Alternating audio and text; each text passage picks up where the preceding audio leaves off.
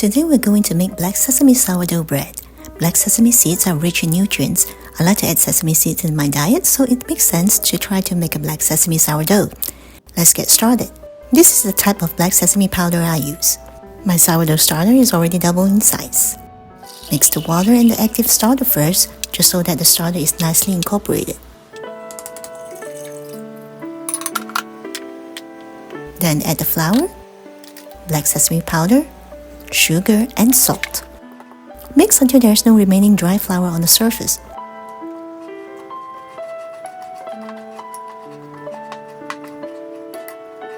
This is good enough. It's mixed but shaggy. Place a damp towel over it and let it rest for 30 minutes. For this dough, I'm going to start with 2 sets of slap and fold. Wet the counter with some water and transfer the dough onto it.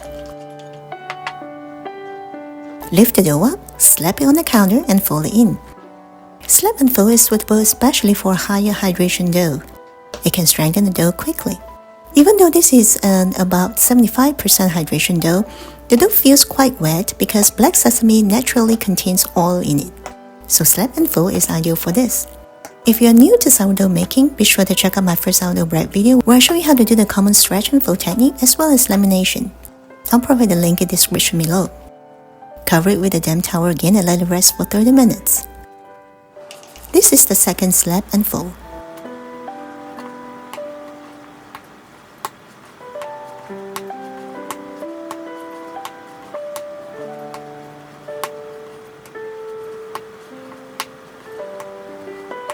Cover it with a damp towel again and let it rest for 30 minutes.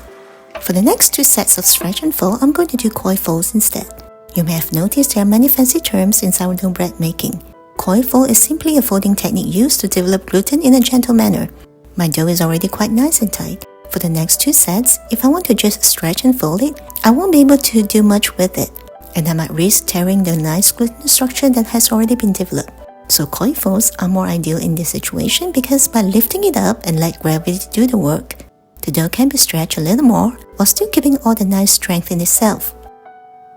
Cover it with a damp towel again and let it rest for 30 minutes. At this point, I'm also going to lightly grease the vessel that I will place the dough in for bulk fermentation.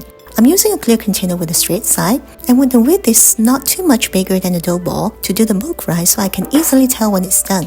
This is the 4th and last set of stretching and folding. Remember, you can overfold your dough. Whatever folding technique you choose should gently build up the gluten network. Once the gluten network has formed, overhandling the dough can cause this network to break down. Observe the changes in your dough and stop when it's nice and tight.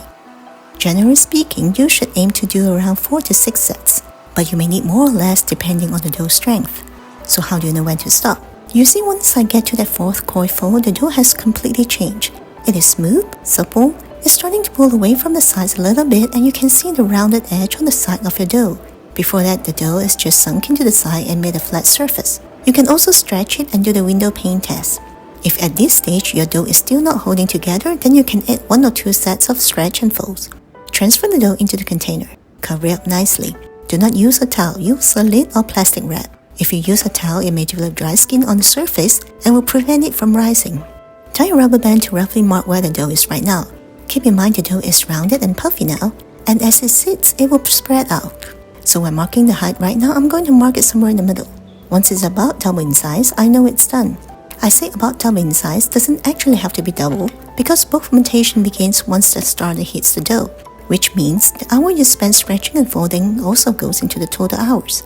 This proofing method is great because you can observe the rise and see when it comes to the mark that we want it to be, which is like about 70%. The ideal temperature for bulk fermentation is 75 to 80 degrees. While waiting for it to proof, I'm going to prepare the seeds that I'm going to coat the dough with. You can be creative and make any designs you like. Or you can keep it simple by only using black sesame seeds. About 4 hours later, the dough has risen to where I want it to be. That means my total bulk fermentation time is about 6 hours. To know if it's ready is to look for signs of fermentation. You should see some bubbles on top of your dough. See how the top still has a dome shape? This means that the yeast is still raising the dough and still having strength to continue the process. This is also a good sign. Now we're done bulk fermenting our dough, we are going to move into shaping. Lightly spray some water on the counter to prevent sticking. Gently transfer the dough onto the counter. Be careful that you are not deflating a lot of air out of it. We want to preserve the air in it, and this is very different from other yeast dough where you often press all the air out before you shape it. Now there is an option step right before the final shaping that is called pre-shaping. What this does is to let the dough start forming into shape but let it relax. So when you do your final shaping, it works with you to get into that shape and hold its structure nicely. Stretch the dough into a square, then fold each corner over.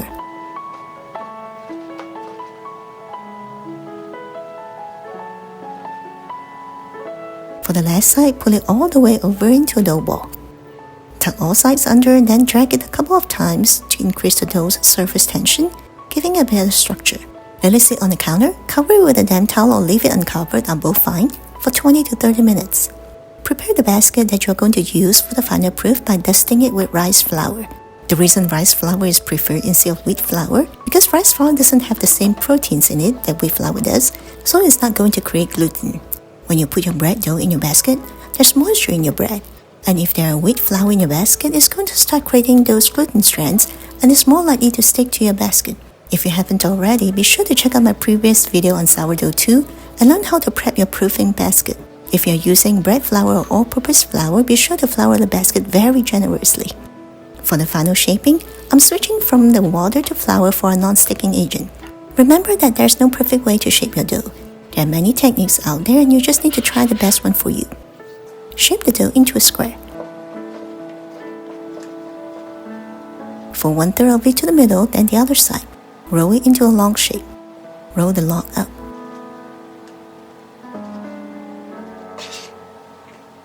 Now with the seam side up, crisscross the seam so it's securely attached. Roll it up again with a gentle stretch while rolling. Now drag it a couple of times to generate surface tension. This way the shape is nice and tight and even both ends are nicely tucked without any spiral seam. When working with sourdough for the first time, you may be tempted to use a lot of flour because it's a stickier dough. But be careful not to overly flour the dough or the counter surface because when we drag the dough, we want it to stick to the counter in order to create that tension. If there's a lot of flour, the dough will just slide around freely and no tension is generated. Strengthening surface tension helps create a firm, smooth surface that will hold its shape during the final rise and baking. Once it's done, lightly spray the top with a little bit of water so the sesame seeds will stick to it firmly. Flip it over on the seeds, seam side up, then transfer it into the basket. Notice you can barely see any seam. That's the beauty of dragging the dough to create tension. Dust the top with a little bit of rice flour.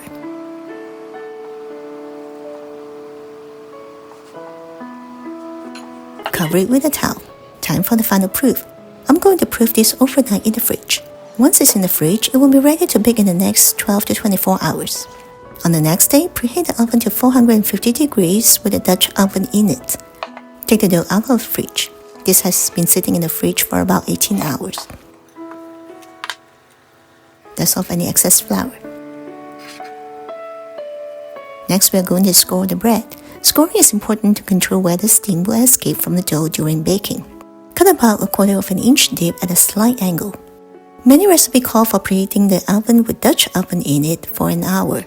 I think that's not very practical for me, so I don't do that, and I found out that it's not really necessary for a good oven spring. Carefully transfer it into the Dutch oven and bake it with the lid on for 20 minutes. 20 minutes later, remove the lid and bake for 20 more minutes. And this is it.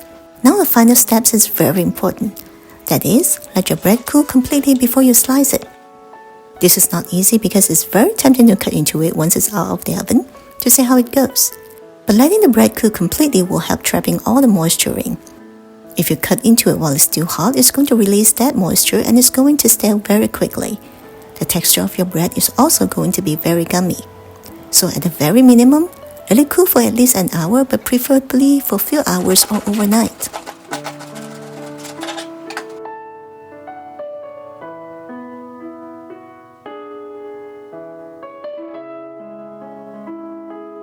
Hope you find this video helpful and you will now try to make your own delicious sourdough bread. Thanks so much for watching.